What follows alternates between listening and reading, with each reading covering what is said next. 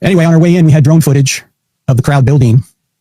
And Charlie had it on his phone. I said, Charlie, I don't like this place. There are too many buildings. Charlie just kind of brushed it off because, look, we have a security team, and he wasn't going to cancel an event. And as far as we knew, the university police were there, and they would scout out the place and put people in appropriate positions. I don't know any of the details on this now, but that was the thought anyway. So we get there, we pray, we get out of the car. There's a whole bunch of TPUSA leaders there that want to pose for pictures. Charlie graciously poses for pictures. He posed for a picture with me, and we'll show this picture here. This is me, Charlie, and in the middle is Butch Hibbs. That's the brother of Jack Hibbs, Pastor Jack Hibbs. And he came to the event, wanted to meet us both, so we took a picture. This picture was taken maybe 20 minutes before the assassin struck.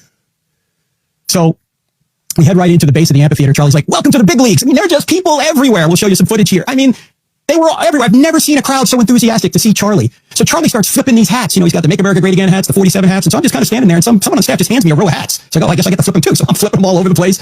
And people are just excited. They're chanting USA, USA. I mean, they just love Charlie. So I start FaceTiming my wife and say, look at this. This is incredible. And I start FaceTiming my son and my daughter-in-law while Charlie sits down and begins to ask questions.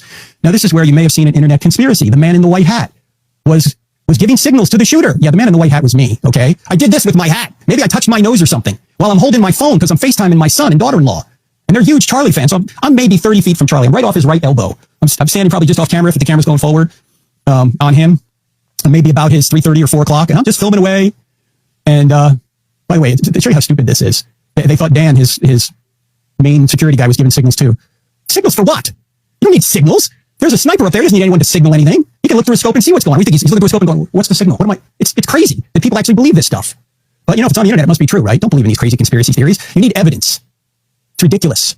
I didn't even know about it for probably 36 hours after the murder, or 30 hours after the murder. We were in a bubble. We were just paying attention to the family. We were just paying attention to the friends. Didn't go on the internet much.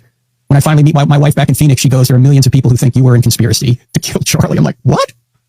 It's crazy. So thanks to my friends Elisa Childers and Sept Dillon and others, they tried to clear the air on that. You still have people saying, oh yeah, we need to check into this guy and this other guy too, that security guy. It's ridiculous.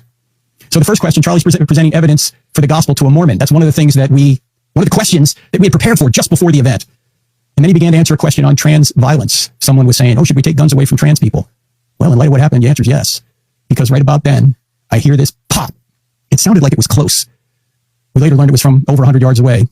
And out of the corner of my eye, I see Charlie go back. And so I start to head toward Charlie, and I see that the security guys are already there. So then I duck, thinking, okay, maybe there's other shots coming.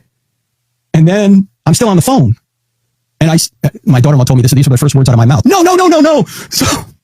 So I went behind, there's like a, I don't know, backdrop. Charlie's sitting